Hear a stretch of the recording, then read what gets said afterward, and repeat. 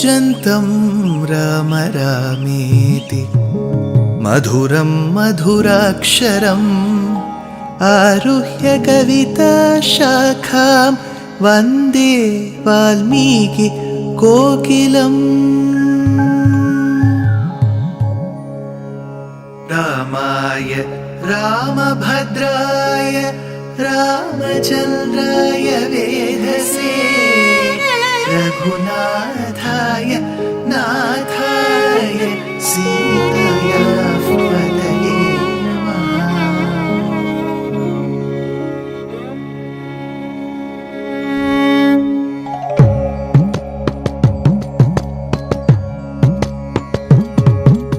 जयत्याश्रितसन्त्रास ध्वान्तविध्वंसनोदयः प्रभावान् सीतया देव्या परमव्योमभास्करः परमव्योमभास्करः।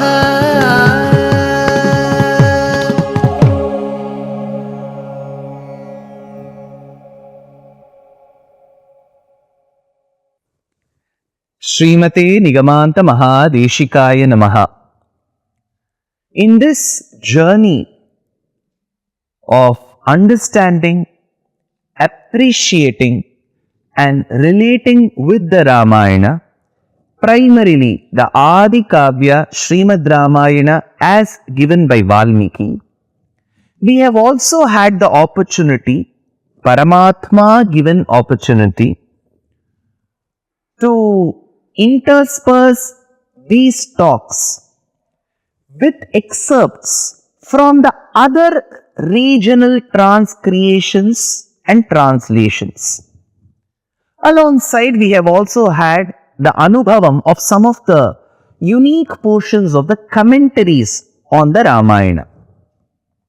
We have had an experience of Kalidasa's Raghuvamsham, Bhojaraja's Champu, Vedanta Deshika's Raghuvira Gadyam, Narayana Bhattatiri's Narayaniyam, Goswami Tulsidasa's Ramcharit Manas in Awadhi, Bhanu Bhattacharya's Ramayanam in Nepali,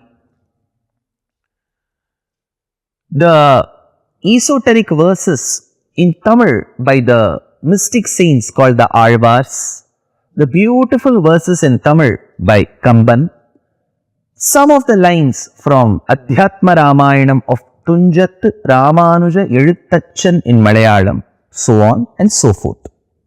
In this journey, incidentally, towards the end of Ayodhya Kandam, when Bharata comes, receives the Pādukās, accepts the Pādukās of Rama upon the recommendation of Vasishtha and heads back to the outskirts of Ayodhya called as Nandigramam. This journey to Chitrakuta, back to Nandigramam, has so much of meaning in it, is what Vedanta Deshika has felt. This 13th century Acharyavarya and polymath came up with a gem of Samskrita poetry called as Pādukās Sahasram.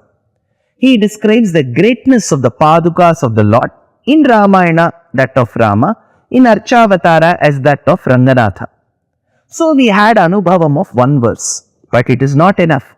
When you are having such sweets in front of you, imagine you've got Deepavali sweets, you've got Navaratri sweets, then you cannot stop with one. You will want to have more and more and more. When you have jamuns and rosgullas in front of you, will you ever stop with one? How can I stop with just the meaning of one verse of Pādukās Sahasram? Here goes another verse. Vedanta Deshika gives a beautiful imagination. Imagine the Pādukās of the Lord are kept in front of us. So, there is one Pāduka, there is another Pāduka, it creates a small gap in between. So, if you see from the bottom, when the Pādukās come and create this shape, it looks as if Pādukā Devi is smiling. Sir, you need eyes for Pādukā Devi. So each of the Pādukās has an extension at the top to hold the first and the second finger toe very carefully. So this extension, when you see in the 2D, becomes the eyes of Pādukās. So what are the eyes of the Pādukās? Vedanta Deshika comes up with a verse. वेदोपबृंहण कुतूहलिना निबद्धं विश्वम्भर श्रुतिभवेन महर्षिणा यत् व्यासेन यच्च मधुसूदन पादरक्षे द्वे चक्षुषी त्वदनुभावमवेक्षितुं नः वेद Upabrummhanam. Brahmanam means that which describes Brahman. Upabrummhanam are those scriptures that take you very close to the Brahman. So the Itihasas and the Puranas together are referred to as Upabrummhanam. Veda and its Upabrummhana. Vedopabrummhana kutuhalina nibaddham. It seems the Vedas and the Upabrummhanas were very happy. Vishwambhara Shruti Bhavena Maharshinayat. Upon seeing Pādukā Devi having two eyes, of them one of the eye is the rishi who has come out of the ears of Mother Earth. Vishwambhara Shruti Bhavena Maharshinayat. Thereby, one of the eyes is Valmiki.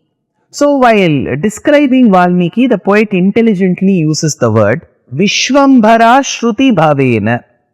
So, as mentioned in the earlier episodes of Balakandam, Bhuma Devi can listen to whatever is happening on her, on Mother Earth. Mother Earth can listen or hear through her ears. The ears, as per the Vedic aphorisms, are the ant hills, the termite hills. So, whatever termite hills you find in the forest, in the land, those are the ears of Mother Earth. So, from that has come the rishi called Valmiki, because the anthill is referred to as Valmikam. He has come from Valmikam, so he is called Valmiki.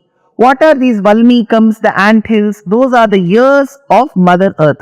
So, Vedanta Deshika says Vishwambhara, the one who supports the entire system here, which is Mother Earth, Vishwambhara, Shruti Bhavena, Shruti is ear. So, the ears of Mother Earth, from that has come Valmiki. Shruti Bhavena Maharshina. So, for Pādukā Devi, those two eyes, one of them is Valmiki who has given us Ramayanam. The other one is Vyasena Yacha Madhusudana Padarakshe. The other one is Vyasa. So, we have two Itihasas, Ramayana given by Valmiki, Mahabharata given by Vyasa. So, the two eyes of Pādukā Devis, one is Valmiki, the other one is Vyasa. Dve chakshushi, these are the two eyes. Tvadanubhavam avekshitum naha. What a sight it is to see Pādukā Devi, he says in this verse. Next, how did Valmiki get the inspiration to write this beautiful Ramayana? There should be an inspiration, right? You must have noticed the poets of the yesterdays and even today. They will be seated near the waterfalls. They will just observe the waters flowing. Those waters flowing, the pristine waters, the little sound that comes from the waters that fall and the chirping of the birds, all this gives them the mood, the right motivation to come up with beautiful poetry. You cannot sit in the middle of one traffic junction and write one Shringara Shastra. So, you need some inspiration. So, Valmiki has given the Adikavya, the first of the poetries, the best of the poetries. Everyone calls it the best. Tattvadarshibihi, says Shukabrahmam in the 9th skanda of Srimad Bhagavata, referring to Valmiki. Purvasuribihi, says Kalidasa Mahakavi in Raghuvamsham. So, be it Kalidasa, Shukabrahmam, Parashara, they all have immense respect for Valmiki and his work called Ramayanam. So, if Valmiki has to give this work which has no parallel, there should be some inspiration. So, Vedanta Deshika says, when Goddess Saraswati was walking with the sound of the jingling of her anklets, those were inspiring enough for Valmiki to come up with Ramayanam. Tishtantu Shrutayastatopi Mahitam Jagati Tatpaduke Tattadrik Prathanaya Tavaka Gunagramaya Ramayanam Yasyasīdara Vinda Sambhava Vadhu Manjira Shinjarava Spardha Durdhara Pada Padha Panitir Valmika Janma Kavi. So, Vedanta Deshika gives a beautiful imagination to the inspiration of Valmiki to give us this work called as Ramayanam. In another verse, he now gives us some scope to imagine. You must have noticed in many yoga asanas, very, very experienced yoga teachers, they will stand upside down. Have you seen those asanas where the shiras will be at the bottom? I have not performed any of these asanas. So when you look at them, you will first of all be surprised. What a sturdy body, what control they have over the physical body to stand upside down. Now, let us now imagine Lord Mahavishnu similarly standing upside down. Imagine. Now don't tell we cannot invert God, it is wrong to invert. This is poetry. You have to imagine. Only if you can imagine, you will be able to appreciate poetry. So Mahavishnu is standing upside down.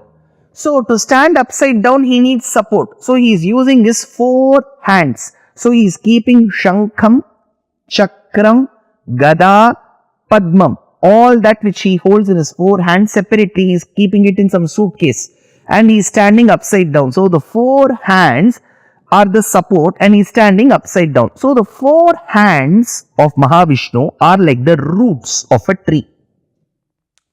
Mahavishnu himself becomes the tree.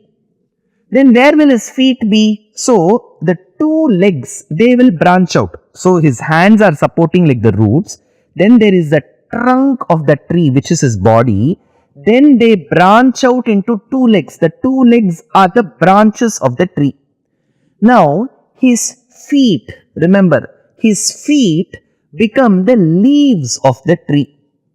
The Paduka becomes the flower in the tree.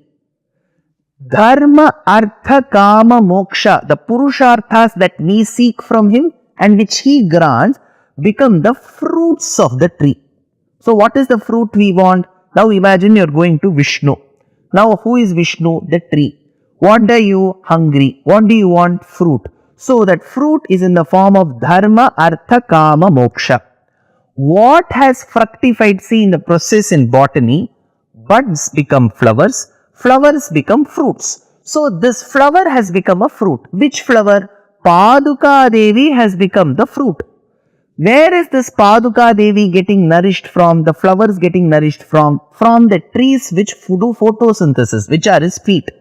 Now which supports the leaves or the feet? It is the body of Vishnu, which is the trunk. Which are the roots? His hands. So he calls you, asks you to come and embrace him using his hands, which are the roots. He embraces you, thereby giving the fruit called as Dharma, Artha, Kama, Moksha, which has come from the flower called as Pādukā. Are you able to imagine? So Vedanta Deshika says, Kanaka Sarida Nope Kalpa Vrikshasya Bhushnoho Pada Kisalaya Lagna Paduke Manjari Tvam Parinati Madhuranam Ya Phalanam Savitri Vahasi Nigama Brindai Sampadam Shatpadanam. He goes one step further. Bees hover around flowers and fruits too. Some bees go around the fruits, mostly around the flower. What are the flowers here? Pādukā Devi is the flower. Then that fructifies into Dharma, Artha, Kama, Moksha, which is the fruit. So the bees have to come in search of the Pādukā Devi. Then only they will get the essence. Who are the bees? Rig, Yajuhu, Sama, Atharvanam. Hands are the roots, body is the trunk, legs are the branches, feet are the leaves, Pādukā is the fruit, Dharma, Artha, Kama, Moksha are the fruits. So you have got flowers which are Pādukā, then you have got fruits which come in the form of Dharma, Artha, Kama, Moksha, and then you have the Vedas that go around as bees. So this is the level of imagination to which Vedanta Deshika transports us to. Dear Astika reader, I am happy to be authoring a 2-part book on the Ramayana in English. The first part is slated for release in the year 2024. The book aims to recreate and retell the Ramayana of Valmiki, conforming to the ancient commentaries and other allied literature. To receive notifications of the book release, kindly register with www.deshikadaya.org/books. Namaskaram.